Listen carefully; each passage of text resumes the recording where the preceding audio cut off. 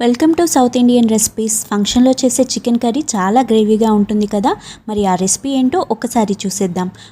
ముందుగా ఒక పెద్ద కడాయిలో నూనె వేసుకొని వేడయ్యాక పోపు కోసం 2 ఎండుమిర్చి చీలికలు, అలాగే పోపు గింజలు, ఒక సన్నగా తరుక్కున్న ఉల్లిపాయ ముక్క, ఇవన్నీ వేసుకొని వేయించుకోవాలి. ఇక్కడ మనం ఉల్లిపాయ ఒకటి తీసుకున్నాం కదా, గ్రేవీ కోసం మసాలా పట్టుకునేటప్పుడు ఇంకా ఉల్లిపాయలు యాడ్ చేసుకోవాలి. ఇప్పుడు 2 రెమ్మల కరివేపాకు వేసుకొని వేయించుకోవాలి.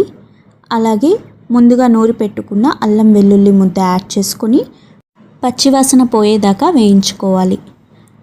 ఇదంతా బాగా వేగాక 1/2 టేబుల్ స్పూన్ పసుపు వేసుకొని బాగా వేయించుకోవాలి. ఇలా ఎర్రగా వేయించుకున్న తర్వాత ముందుగా కడిగి పెట్టుకున్న పుదీనా, కొత్తిమీర ఆకులు వేసుకోవాలి. దీని తర్వాత ఇదంతా ఒకసారి వేయించుకొని ఉల్లిపాయ అనేది బ్రౌన్ కలర్లోకి వచ్చేదాకా వేయించుకోవాలి. ఈ తాలింపు అనేది ఎంత వేగితే మన కూరకి రుచి అంత వస్తుంది.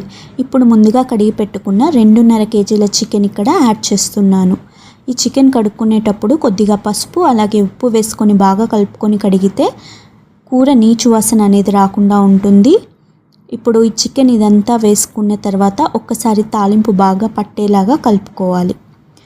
ఇలా 2 నిమిషాల పాటు మనం వేయించుకున్న తర్వాత ముక్కకి తాలింపు అనేది బాగా పట్టి ఇందులోంచి నీరు రావడం స్టార్ట్ అవుతుంది. ఇదంతా ఇనికిపోయి నూనె పైకి తేలేంత వరకు స్టవ్ని కొద్దిగా సిమ్లో పెట్టుకొని దీని మీద మూత పెట్టేసుకొని ఒక 5 నిమిషాల నుంచి 10 నిమిషాల పాటు ఉడికించుకోవాలి. ఈ గ్యాప్లో మనం కర్రీకి కావాల్సిన మసాలా ప్రిపేర్ చేసుకుందాం. ముందుగా 2 ఉల్లిపాయల్ని సన్నగా తరుక్కొని నూనెలో వేయించుకోవాలి. ఇది కొద్దిగా గోల్డెన్ కలర్లోకి వచ్చాక 8 నుంచి 10 జీడిపప్పు పలుకులు వేసుకొని ఒక్కసారి వేయించుకోవాలి. ఇప్పుడు ఇక్కడ 4 టమాటాలు ఇలా సన్నగా కోసుకొని వేసుకొని ఇవి మెత్తగా అయ్యేదాకా వేయించుకొని 2 నిమిషాల పాటు చల్లార్చుకోవాలి. ఇప్పుడు ఈ మసాలా అంతా మిక్సీ జార్లోకి వేసుకోవాలి. ఇది కొంచెం వేడిగా ఉంటే ఒక 1/2 గ్లాసు కూల్ వాటర్ కలుపుకోవచ్చు. అలాగే దీనికి కొంచెం కొత్తిమీర కూడా యాడ్ చేస్తున్నాను. ఒక్కసారి గ్రైండ్ చేసుకొని దీన్ని పక్కన పెట్టుకోవాలి.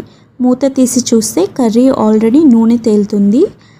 ఇప్పుడు ఒక్కసారి అడుగంటకుండా కలుపుకోవాలి. మనం స్టవ్ సిమ్ ఫ్లేమ్లోనే ఉంచుకోవాలి. ఇక్కడ మసాలా కోసం ముందుగా 3 గరిటెల పెరుగు యాడ్ చేస్తున్నాను. పూర్తి రెసిపీ కోసం డిస్క్రిప్షన్లో ఉన్న లింక్ క్లిక్ చేయండి. వీడియోలో కంప్లీట్ రెసిపీ ఉంటుంది. Thanks for watching my channel. Please do like, share and subscribe South Indian Recipes. Thanks for supporting.